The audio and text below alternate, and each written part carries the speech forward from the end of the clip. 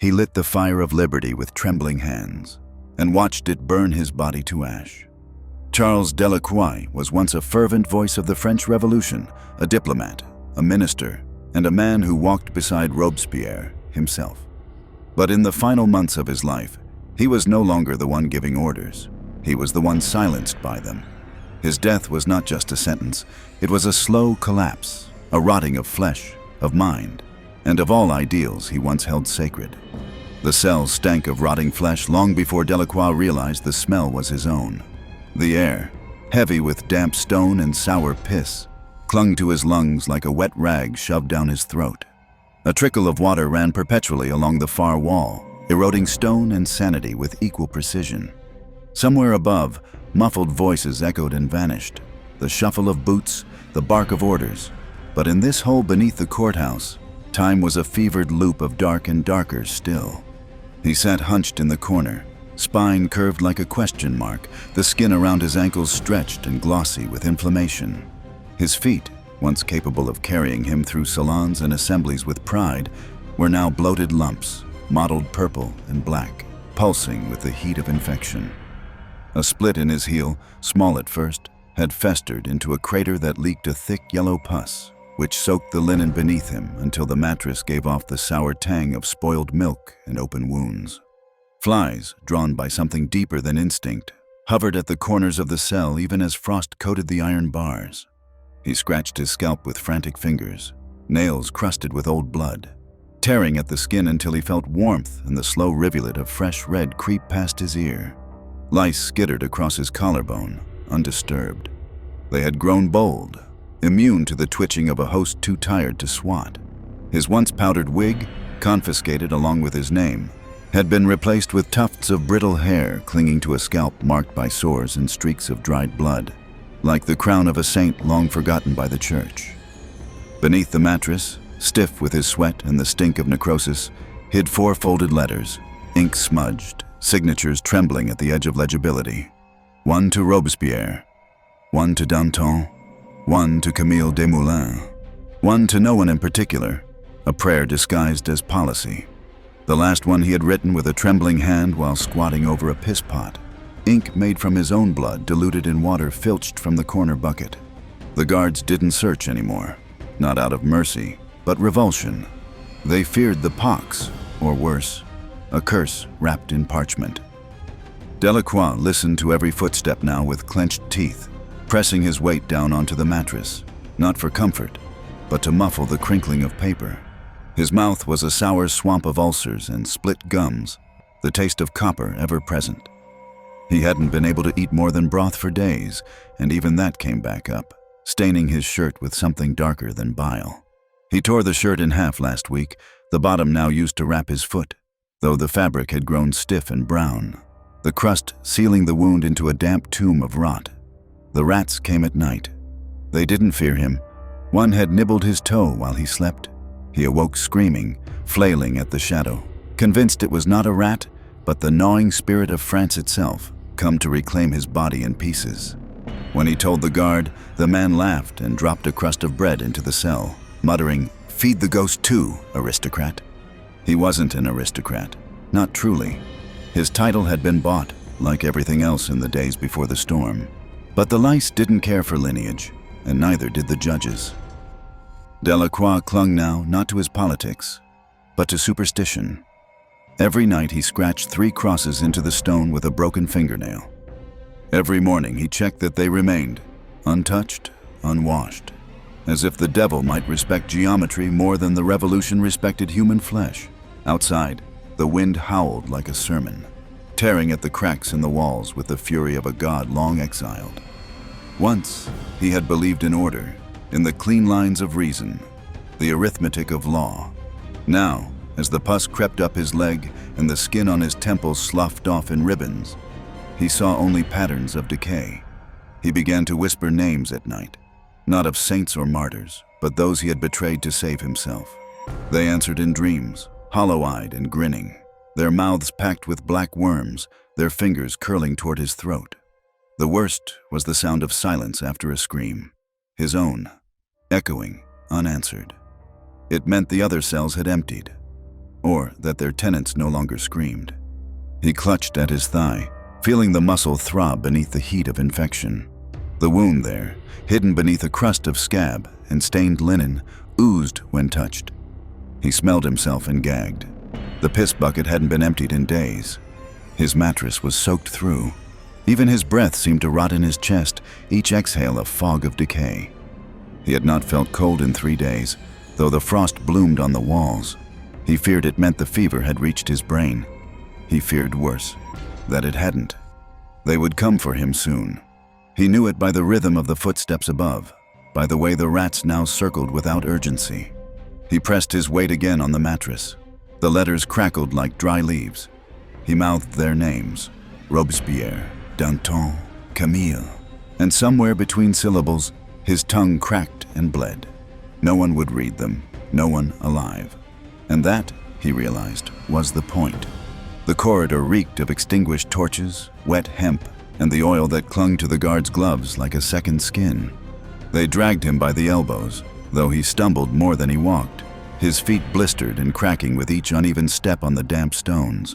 Every movement sent a shiver up his spine, not from cold, for the fever had long stripped him of that, but from the raw burn of infection threading through his joints like iron wires slowly tightened. Charles Delacroix no longer recognized his own voice. When he tried to speak, it came out in croaks and rattles, as if his throat had grown bark instead of skin.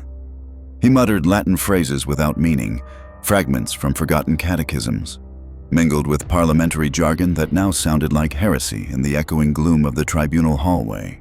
The words liberté and Dieu had begun to blend together in his mind, their syllables infected with rot, like fruit left too long on the tongue.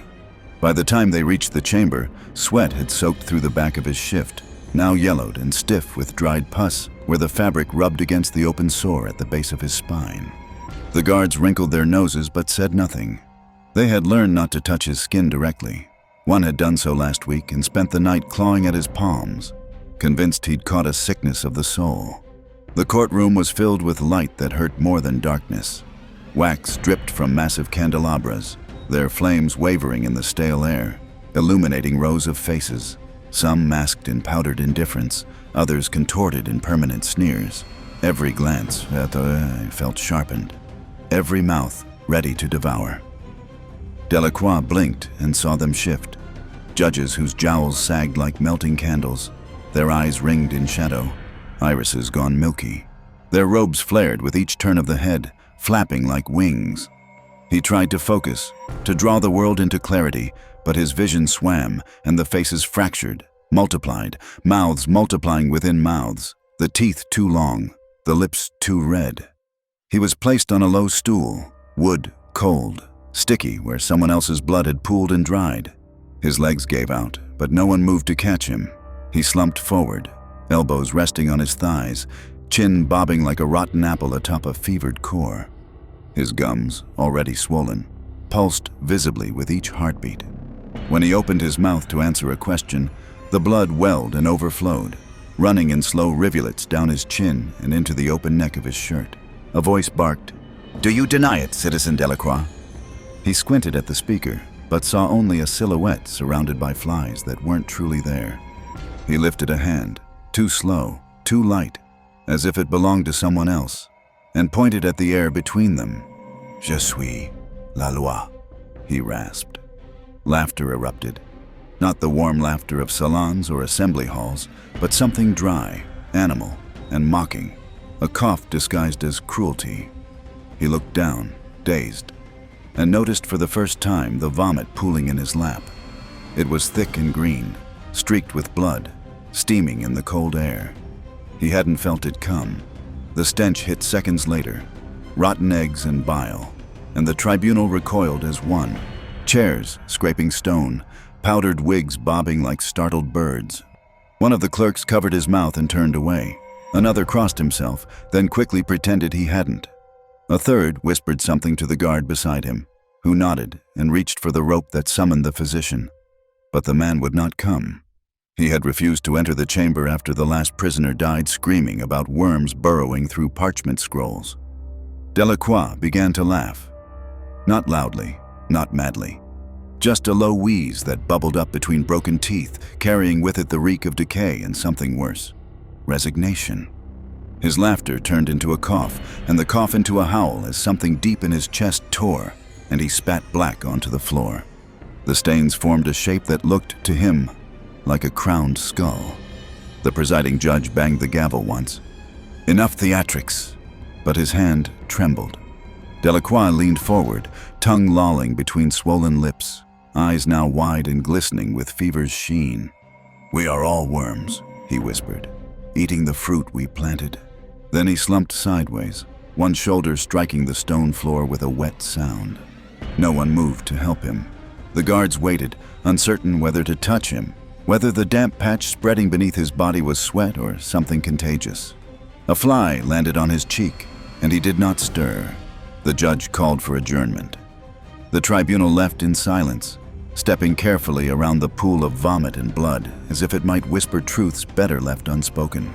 That night, the guards debated whether to return him to his cell or leave him where he lay. By dawn, he had crawled back to the corridor on his hands and knees. One guard swore he saw the word "justice" scrawled in feces along the wall where Delacroix had passed, written with fingers scraped to the bone. The bowl hit the stone with a dull ceramic click, sloshing gray gruel onto the floor where it mingled with the dried filth of a dozen mornings past. No spoon, no words from the guard, just a half glance, wary, disgusted, and the scraping retreat of boots across flagstones still damp from the night's frost, and something darker, something that soaked through rags and bled upward into the air itself. Charles Delacroix crawled toward the bowl with a reverence once reserved for manuscripts and treaties, dragging the remnants of his body behind him like a shroud stitched from pus and shame. His stomach growled not with hunger, but with protest, a sluggish organ revolting against the memory of food. His belly was bloated with gas and bile, hard to the touch, tight as a drum, yet empty in every way that mattered. The gruel steamed faintly, but the slick of yellow fat congealed on its surface like an eye that refused to blink. He dipped trembling fingers into the sludge and brought them to his cracked lips, each motion deliberate, each twitch an agony. The first taste brought tears. Not for flavor, there was none, but for the heat. The illusion of life, the brief, burning lie that something warm might remain within him. The second mouthful was harder. It fought its way down, thick and gristled, settling into his gut like a stone dropped into a rotting well. Within minutes, the cramping began, a deep, twisting knot that started beneath his ribs and spread through his lower abdomen like fire drawn with nails across raw flesh. He doubled over, gagged, swallowed bile, then forced another mouthful down, knowing that vomiting would mean defeat, and defeat in this cell meant freezing, seizing, choking, but not dying. No, death had become selective. It avoided him like a debt unpaid. He was past begging for more. No one spoke to him now, not the guards, not the warden, not even the other prisoners who had learned to keep their distance when the smell became unbearable. A stench that clung not just to his clothes, but to his breath, his blood, the very walls. His left eye, once clear and shrewd, was now a crater rimmed with pus, swollen shut, lashes glued together with a discharge that no longer bled but wept, slow and constant, like a wound ashamed of healing. He spoke only to himself, and only in fragments. Names, ideas, theories he had once shouted from pulpits and printed in pamphlets now tumbled from his lips like prayers half remembered. Rousseau knew. Yes, he knew. But the chains are not invisible. They smell like this, like this. His voice had grown strange, hoarse and uncertain, as if the chords of speech had rusted beneath the wetness in his throat. He would sometimes speak into the wall as if it would answer, tracing invisible phrases across the cold surface with fingers that bled freely. The nails split back to the quick and black beneath with infection. Every morning, he wrote the same 3 words. Liberty is hunger. By evening, he would forget he had done so and scratch them again, deeper each time, until his fingers left smears instead of letters, dark rust-colored arcs that dried into a crust and flaked into his bedding. His cell had become a chapel of filth. The bucket in the corner overflowed with wastes that steamed in the morning air. Lice, now part of his body's ecosystem, crawled freely across his arms, occasionally diving into wounds when the skin peeled back far enough. He did not slap them away. They were the only things that came close anymore. Once, a rat approached. He had offered it a chunk of gruel with shaking fingers, whispering something about brotherhood and the social contract. The rat sniffed, then bit. His thumb still bore the crescent scar, blackened now, infected, but mercifully numb. And through it all, the left side of his face sagged slightly, the result of the fever, or the hunger, or perhaps a minor stroke unnoticed in the dark, giving him a half grin, even in silence. A grotesque parody of the man who once negotiated with ambassadors, who once argued about the rights of man in rooms lined with books and smoke and applause. At night, he dreamed of mirrors. In one, he saw his face eaten by moths, the skin falling in sheets like paper from a printing press. In another, he stood in a ballroom full of corpses, each holding a spoon. They dipped their utensils into his open chest, scooping bits of heart and lung, smiling as they fed themselves. He awoke screaming, but no one came. The next morning, he traced a new word into the stone: feast. It bled longer than the others. The sentence came not with a roar, not with the righteous thunder of justice as he'd once imagined it, but with the rustle of papers, the clearing of throats, and the unspoken boredom of men too long accustomed to ordering death. The judge's voice cracked once, then steadied, reciting the decree as though he were reading an inventory. Charles Delacroix, traitor to the people, corrupter of liberty, enemy of virtue, shall be executed by guillotine at first light, the 22nd day of Brumaire, year 2. Delacroix, who once signed death warrants with the same ink he now coughed into his palms, did not protest. He barely moved. His legs had gone numb hours before, and only the raw sting of his shackled wrists reminded him that he still had skin to bleed. He lifted his head to speak, but found his throat seized with dryness. His tongue stuck to the roof of his mouth like parchment left too long in fire. Outside the tribunal hall, wind howled through the colonnades, lifting soot into the air, fine gray ash that drifted across the square and settled onto the hoods of bystanders, onto the shoulders of guards, into the open mouths of those who gawked too long. They said the ash came from a pyre that had burned since dawn. Pamphlets, mostly, and broadsheets. His words, his manifestos, his dreams, fed into the flames by trembling bureaucrats eager to erase both man and memory before sunrise. Some pages still bore the imprint of his seal. One witness swore he saw the phrase, "rights of man," disintegrate mid-air, curling into a ghost of smoke before vanishing. As they dragged him back down the courthouse steps, his knees gave way on the third stone, catching the jagged edge of the riser. Skin peeled in long ribbons as his legs folded beneath him. He was hauled upright, then dropped again when his left ankle twisted at an unnatural angle. Blood smeared the stone behind him like the tail of a slaughtered beast. Spectators parted without speaking. One child cried, but no one comforted him. The cell that night was colder than the others.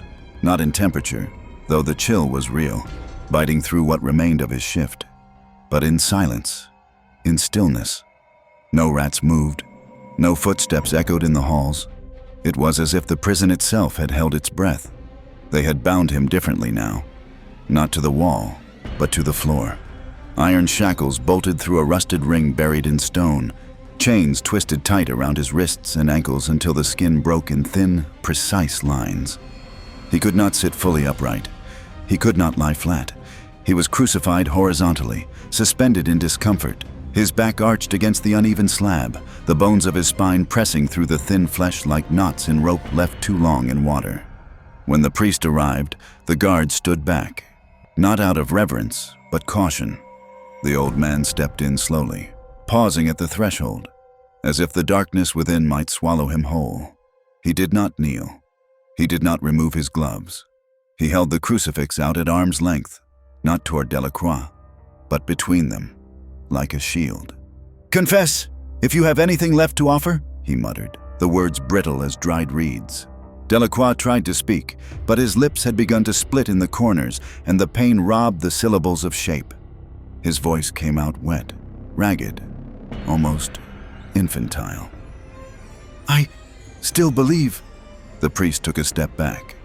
"Belief will not save you." Then he turned and left. Alone again, with the iron biting and the ash still caked behind his ears, Delacroix closed his eyes and dreamed. Not of heaven, not of absolution, but of the blade.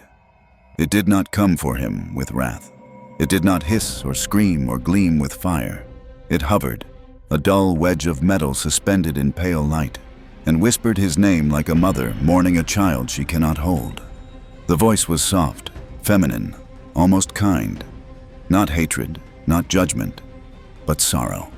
He awoke with blood in his mouth and tears on his chin, and for the first time in weeks, he whispered a name that wasn't his own.